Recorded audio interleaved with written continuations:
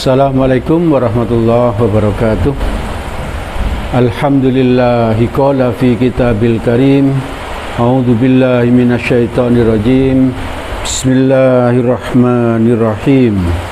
Subhanalladzi asra bi 'abdihi lailam minal masjidil haram ilal masjidil aqsal ladzi barakna haulahu linuriyahu min ayatina. Innahu huwas sami'ul basir. Asyhadu an la ilaha illallah wahdahu la syarikalah wa asyhadu anna Muhammadan abduhu wa rasuluh la nabiyya ba'dah. Allahumma salli ala Muhammad wa ala alihi wa ashabihi wa man tabi'ahum bi ihsanin ila yaumiddin. Jamaah Majelis Taklim yang dirahmati oleh Allah, mari kita senantiasa terus bersyukur kepada Allah karena Allah telah memberikan nikmatnya yang sangat banyak kepada kita, berupa salah satu nikmat yang diberikan Allah kepada kita adalah berupa pertolongannya, sehingga di dalam kondisi hujan seperti semalam ini kita bisa tetap hadir ke majelis ilmu ini. Seperti yang kita ketahui, di sebuah hadis Nabi bersabda, barang siapa yang dimudahkan Allah untuk hadir ke majelis ilmu, maka Allah akan memudahkan jalannya untuk menuju surganya. Semoga kita termasuk hambanya yang ditolong oleh Allah agar kita terus istiqomah ngaji, istiqomah hadir ke majelis ilmu ini hingga kelak kita dicabut nyawa. Semoga dalam keadaan husnul khotimah. Amin amin ya rabbal alamin.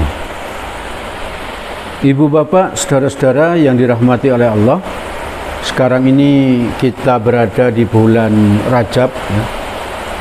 Jadi sebentar lagi kita umat Islam akan memperingati Isra dan Mi'raj. Isra itu berarti perjalanan Nabi dari Masjidil Haram di Mekah menuju Masjidil Aqsa di Palestina. Lalu Allah memperjalankan Nabi waktu itu bersama Jibril dari Masjidil Aqsa menuju ke langit ketujuh, yaitu Sidratul Muntaha. Setelah sampai Sidratul Muntaha, Jibril tinggal di situ, menunggu di situ, tapi Nabi naik satu tingkat lagi ke suatu tempat bernama Mustawa. Disitulah Nabi bertemu dengan Allah berupa cahaya tentunya ya. Dan Nabi menerima perintah langsung dari Allah, perintah amal ibadah sholat.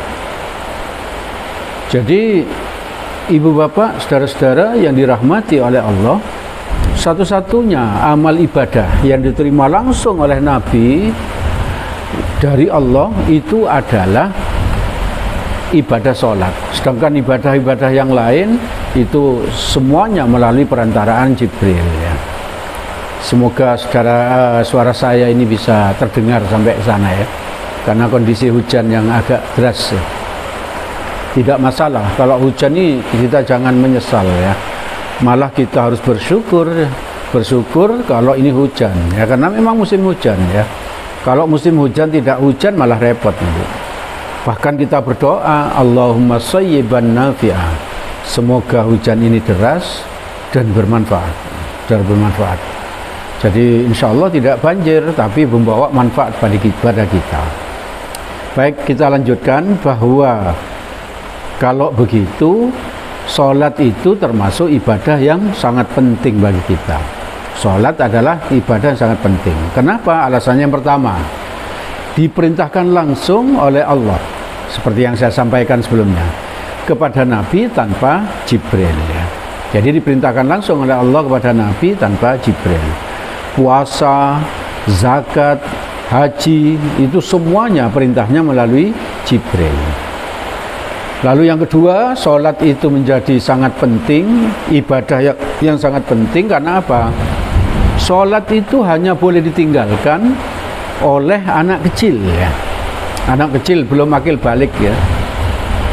belum umur 15 tahun, atau belum mimpi basah kalau laki, atau belum menstruasi kalau perempuan, itu boleh meninggalkan sholat.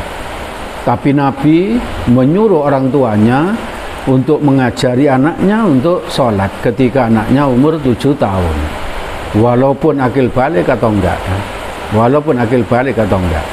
Jadi 7 tahun disuruh ajari untuk sholat. Lalu sholat itu boleh ditinggalkan oleh orang kafir pasti ya, karena memang diwajibkan hanya untuk orang Islam, dan boleh ditinggalkan oleh orang gila. Jadi kalau kita sudah akil balik tidak sholat berarti ya gila kita gitu. Ya mohon maaf ya, itu hanya guyon ya. Jadi atau hilang kesadaran, sedang koma misalnya, sedang koma. Jadi hilang kesadaran, boleh tidak sholat. Lalu meninggal dunia. Nah, jadi kita kalau sudah akil balik boleh tidak sholat ketika kita sudah meninggal dunia. Sebelum itu sakit pun kita harus sholat ya. Kalau nggak bisa berdiri, duduk. Kalau nggak bisa duduk, berbaring. Kalau nggak bisa berbaring, dengan isyarat. Kalau nggak bisa dengan isyarat, mati ya, atau koma gitu, atau koma. Ibu bapak, saudara-saudara yang dirahmati oleh Allah, sholat ini menjadi ibadah yang sangat penting, paling penting bagi kita. Alasan ketiganya adalah amal ibadah pertama yang akan dihisab, oleh Allah di padang mahsyar, di akhirat.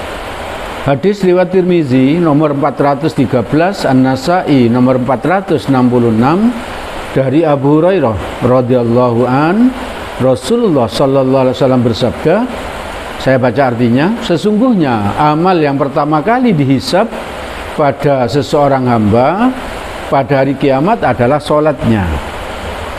Maka jika sholatnya baik, sungguh ia telah beruntung dan berhasil. Jadi kalau kita ini baik menurut Allah sholat kita, berarti kita ini beruntung ya. Berarti kita sudah berhasil.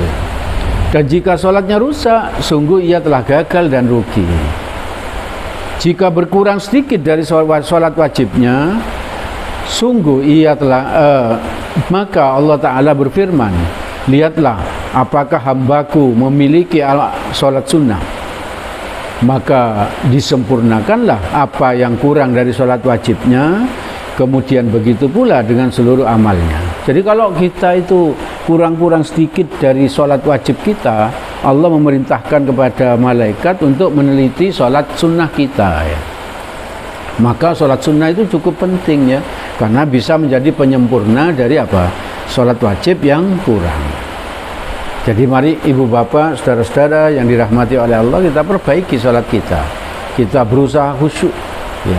Dan setelah sholat wajib kita baik, kita juga kerjakan sholat-sholat sunnah, terutama sholat rawatib. Setelah itu sholat tahajud, dan seterusnya dan seterusnya. Alasan yang keempat, sholat itu menjadi amal ibadah yang sangat penting karena sholat adalah tiang agama. Menurut Nabi, sholat adalah tiang agama. Hadis riwayat Tirmizi nomor 2616 dan Ibnu Majah nomor 3973 dari Mu'adz bin Jabal, Nabi bersabda, Ra'sul amril islamu wa amuduhus sholah. Artinya, inti pokok segala perkara adalah Islam. Jadi semua persoalan itu intinya adalah Islam. Dan tiangnya Islam atau penopangnya Islam adalah sholat. Jadi sholat itu merupakan tiang dari agama Islam ini. Makanya ada hadis lain, kalau sholat itu ditinggalkan, maka kita berarti merobohkan agama. Oleh karena itu, mari kita berusaha keras, harus bisa, agar tidak pernah meninggalkan sholat, agar tidak pernah meninggalkan sholat. Terus kita perbaiki kualitas sholat kita. Mulai dari apa? Yang pertama, memperbaiki kualitas sholat itu, yang pertama wudhu ya. Wudhunya itu harus sesuai dengan cara wudhu Nabi. Maka belajar kepada ustadz, pada kiai, bagaimana cara wudhu yang benar menurut Nabi. Dan kalau tidak sempurna, bisa tidak sah sholat kita. Kalau wudunya nggak sah, sholatnya ya tidak sah. Maka itu hati-hati dengan wudhu itu. Bahkan minimal ya, kalau wudhu kita tidak sempurna, kita bisa masuk neraka wel ya. Neraka yang paling ringan. Ini hadis riwayat Bukhari Muslim dari Abdullah bin Amr, Nabi bersabda, neraka wel itu bagi orang yang tidak sempurna membasuh tumitnya. Jadi memang wudhu itu kan yang paling sulit membasuh tumit ya, karena butuh keseimbangan tubuh dan seterusnya. Maka kalau membasuh tumit itu nggak sempurna, kita akan masuk neraka wel. Oleh karena itu, mari kita sempurnakan wudhu kita, walaupun dalam kondisi dingin misalnya. Kalau memang nggak boleh wudhu oleh dokter, misalnya luka, ya tayamum itu nggak apa-apa. Tapi kalau dalam kondisi sempurna, maka kita harus berusaha wudhu kita menjadi sempurna. Ibu bapak, saudara-saudara yang dirahmati oleh Allah, yang kedua, kita memperbaiki sholat itu waktunya. Jangan kalau sudah adzan kita santai-santai ya. Maka kalau sudah adzan, bahkan sebelum adzan kita sudah siap, kita sudah wudhu, bahkan sudah duduk di masjid, di musola gitu ya. Minimal itu apa? Adzan kita langsung berangkat. Minimal seperti itu. Jangan terus sudah adzan kita masih nonton TV dan seterusnya, menunda-nunda ya. Kita berusaha, waktunya kita perbaiki. Hadis riwayat Bukhari Muslim dari Ibnu Mas'ud. Ibnu Mas'ud ini bertanya kepada Nabi, wahai Nabi, apakah amalan yang paling utama? Maka Nabi menjawab, as-salatu ala waktiha. Salat di awal waktunya. Jadi salat di awal waktu itu berarti apa? Merupakan salat amalan yang paling utama ya. Kalau itu paling utama, maka mari kita jaga ya, kita berusaha menjaganya. Waktu salat.